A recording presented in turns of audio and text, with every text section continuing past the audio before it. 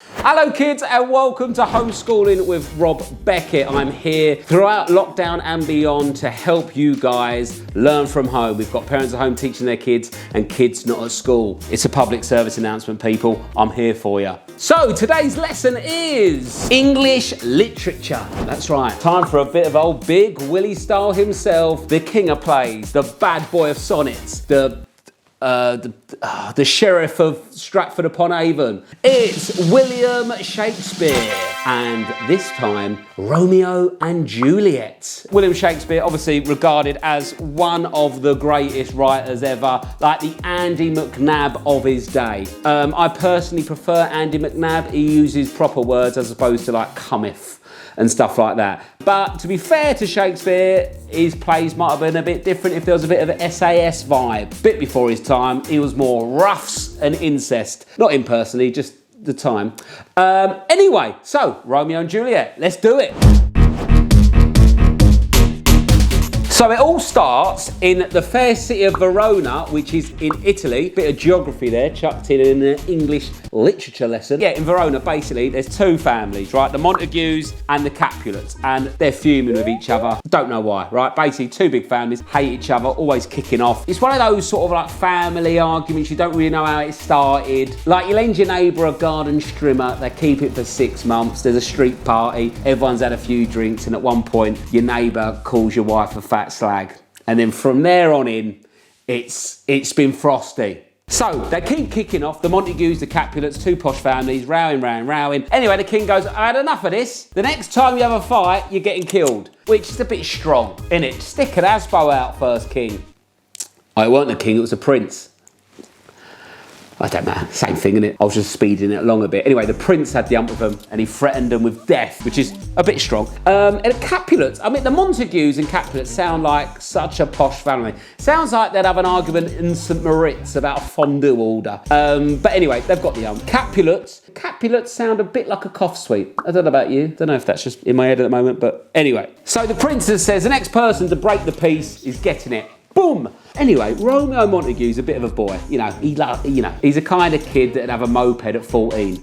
Just wear the helmet at the top of his head, smoking as he, picks up like his girlfriend from school. Anyway, he's a bit of a geezer, a bit of a boy, Romeo Montague. Him and his mates gate crash a party. Not any old party, a Capulet party where Juliet is. Anyway, he bowls in. He's giving it the large one. It's like he's turned up at the party. He's got 6 cans of Carlsberg, fully charged up for a night out. Caesar, I don't know if it's beer goggles or true love, but he is into Juliet straight off the bat. Boom! They fall in love and get married.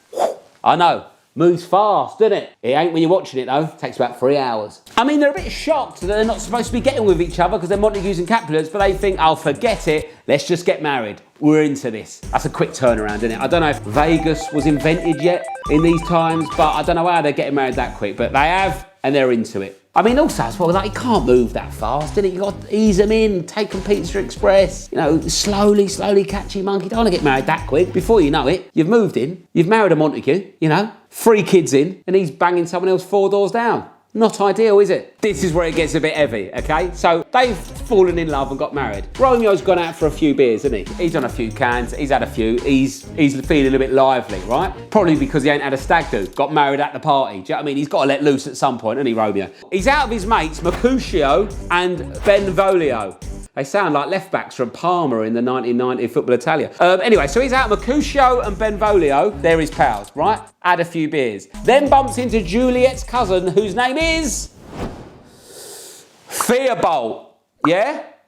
He has a row with him, bit of aggro. Before you know it, Theobald kills Mercutio, Romeo's pal. Romeo's fuming. He then kills Theobald. It's carnage. The princes are, I don't know what I'm going to do. I threaten death. They're already doing it. So, proper murder town at the moment. I mean, it gets heavy quick, doesn't it? The start of it feels like a rom-com. Before you know it, there's 2 geezers dead. That was the times. That's what happened. I mean, there's a lot going on quickly in this story, isn't it? It's just the start of it. They met at a party, got married, the prince is threatening death, 2 families. The pacing is... I don't want to criticise Shakespeare, but the pacing's all off. You wouldn't get that with McNab. Do you know what I mean? It's a delicate build. Look, now I've never killed my wife's cousin before, but I can imagine it will have some consequences. The honeymoon will be frosty. So you remember the prince, yeah?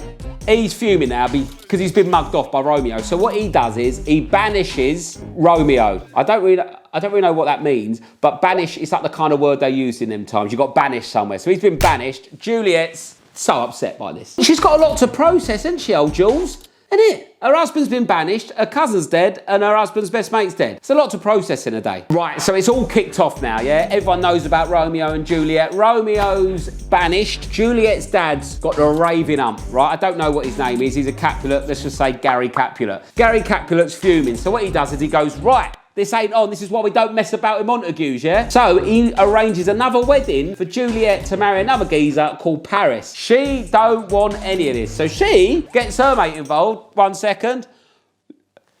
Friar Lawrence, right? He's the geezer, or the friar, I imagined, who married Romeo and Juliet. And together, they hatch a plan to get Romeo back. I mean, I don't know about anyone else, but when I have relationship issues, I'm straight down to my local friar. They're the perfect go-to guy. And at this point of the story, you know, Shakespeare's done well here. We already don't like Paris, because you can't like someone called Paris, can you? It's the name of a dick, isn't it? Imagine going on a stag do. Oh my God, imagine that. Yeah, it's Steve, that's Tom, that's Ben, that's Jack, and that's at Paris. I don't like him already. Do you meet him at uni? So the plan Juliet comes up with Lawrence Fryer is Juliet pretends she's dead. Like sleeping lions, sleeping dogs, you know, that game.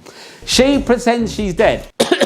Oh, could do the Capulet suite. She pretends she's dead, lies in a tomb, right? Pretending she's dead and that. And then she wants Romeo to come and find her. And he does, but no one's told Romeo the plan that she's pretending to be dead. And then when he gets to the tomb to see her, they can run off together. I mean, where is Lawrence Fryer? Friar Lawrence, whatever his name is. What's his little fat bald a bit too aggressive. Where's Lawrence Fryer? The little bald idiot. I assume he's bald, got a robe. That's my only experience with friars. I'm taking that from Friar Tuck. Anyway, what's a friar? What is a friar? I should know that. 1 second, kids. 1 second, class. Friar. 12 seconds later. It's like a monk thing, isn't it? Yeah. Right, it's a monk thing. So she's lying in the tomb, pretending to be dead, and then when Romeo gets there, he thinks she's actually dead, because old Friar didn't tell him what was going on. I mean, as plans go, it's a bit over the top, innit? Right, I'll pretend I'm dead. Then I'm in Romeo's corner here. One, he's not been told about the plan. Two, the plan's ridiculous. Oh, I'll pretend I'm dead. You come and see me, then you pretend you're... Just meet at services. Just meet at Cobham services. Newport Pagnell, there's plenty. Pretend you're going somewhere else. Meet there. Boom! Get down to Dover. You're a start. You're in Paris within an hour. And not that one, the good one. So, what happens is, when Romeo sees that Juliet's dead, he thinks she's dead. When he sees her dead, he's like, oh no. Oh, what am I going to do? So then what he does is, nick some poison so he can be dead with her. I know. That is the epitome of under the thumb, innit? Right? Anyway, so he's necked this poison so he can be with her. She wakes up, sees he's dead, then stabs herself with his dagger. I mean, he don't need it anymore, but what a way to go. And I mean, I don't get it. I always thought Romeo and Juliet was a lovely love story. And you know, like Along Came Polly or something like that. Just like a nice vibe. No, it ain't. He's necked it. She stabbed herself to death. It's a double suicide. Oh, Big Willy didn't tell you that at the start, did he? We're all having a bit of a laugh in Verona. And everyone goes, oh, Shakespeare is a genius. Come on. If that Romeo and Juliet storyline was in Hollyoaks, you'd go, that's a bit far-fetched, isn't it? Come on, for God's sake. Basically, Romeo and Juliet, bit of banter at the start, gets a bit dreary. Jump out halfway through. I'd say the same about the... A Star Is Born. I watched that on a plane, but it landed just before the sad bit. But what a great film, loved it. Watch half of it, leave happy. So, if you want to read Romeo and Juliet, I'd sack it off after the wedding. That is Romeo and Juliet. I hope you enjoyed that. I hope that was informative, and good luck in your GCSEs and A-levels if you are studying that book. If you want more subjects or more stories or more history, anything educational based, what are you struggling with? What do you need help with? Let me know in the comments and I'll do a lesson for you. So that's it. Don't forget to like and subscribe. Thank you for watching. Class dismissed.